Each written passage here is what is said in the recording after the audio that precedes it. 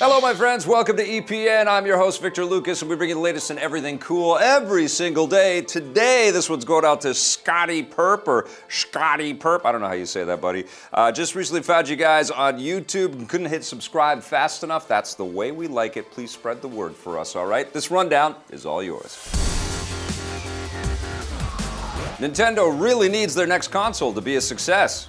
Less than a week after unveiling their new system, the Switch, Nintendo has published their official list of software sales for their current system, the Wii U. To date, the best-selling Wii U title is Mario Kart 8, which has sold 8 million copies. That might sound like a lot, but not when you compare it to Mario Kart on the original Wii, which sold more than 36 million copies. The second best Wii U game is New Super Mario Bros. U at 5.5 million, compared to almost 33 million copies of New Super Mario Bros. On the Wii. This is obviously a huge drop in sales from one console to the next, and these new numbers further cement the fact that the Wii U is a financial failure.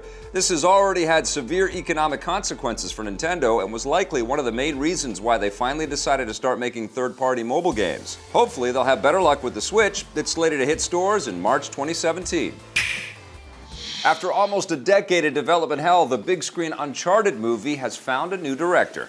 Deadline reports that the latest director to come aboard the troubled video game adaptation is filmmaker Shawn Levy, best known for directing the Night at the Museum films and the robot fighting movie Real Steel. The one and only. Levy isn't the first director attached to the project, not by a long shot. It's been in development ever since the first game was released in 2007, and other filmmakers who have been involved at one point or another include David O. Russell, Seth Gordon, Neil Berger, and Joe Carnahan. So hopefully Shawn Levy will be able to make it work.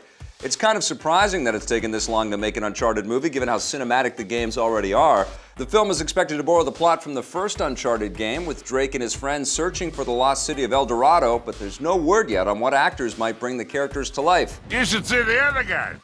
The monstrous multiplayer game Evolve might be on the verge of extinction. Developer Turtle Rock Studios has announced that they're ending support for their 4 vs. 1 online game less than 2 years after it was released. That means there will be no more updates or patches and no more new characters, weapons, or maps. Developers typically end support for online games when they move on to other projects or when players lose interest. Earlier this year, they shifted Evolve over to a free-to-play model, which many saw as a bid to drive up the game's dwindling number of players. The good news is that Evolve will still be playable on the PC and consoles, at least for now. In a statement, publisher 2K Games says that the servers will remain online for the foreseeable future, although they didn't say how long that foreseeable future will be. And speaking of multiplayer, the next Call of Duty game isn't going to break formation. Activision has revealed what players will be getting in the Infinite Warfare Season Pass. It will include 4 post-launch map packs, each of which will include their own chapter in the new Zombies in Spaceland campaign. This is pretty standard for the franchise, with almost all of the previous games getting 4 batches of DLC as well. The post-launch content will once again be released 30 days earlier on the PS4 as part of a timed exclusivity deal between Sony and Activision, and players on the PS4 will also get the Jackal Assault VR experience, which will only work on the PlayStation VR. That's free for anyone who buys the game and the headset, but as for the Season Pass, that will cost $70 in Canada. Call of Duty Infinite Warfare will deploy on November 4th, and the 4 batches of DLC will follow throughout 2017. It looks like the world may have hit peak Apple. The tech giant's annual profits have fallen for the first time in 15 years. Apple earned $215 billion in revenue last year, an 8% decline from the previous year, leading to a 14% drop in profits. They're still making a lot of money and are ranked as the #1 most valuable company in the world, but some investors and analysts are worried that the drop in revenue means that Apple has hit its peak.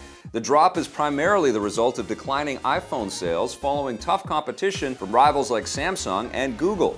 Maybe this means next year they'll bring back the headphone jack. Some people have asked why we would remove the analog headphone jack.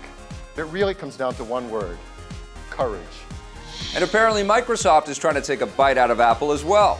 Microsoft held a special Windows 10 event earlier today where they announced several new products. The biggest is the Surface Studio, a new desktop PC that's part of the Surface product line. It looks suspiciously similar to Apple's iMac, but unlike the iMac, it gives users a sleek 4K screen that can be used like a regular desktop PC, but also slides down to become a giant touchscreen tablet. It comes with a new control input device called the Surface Dial, which gives users another way to access menus and other information on the screen.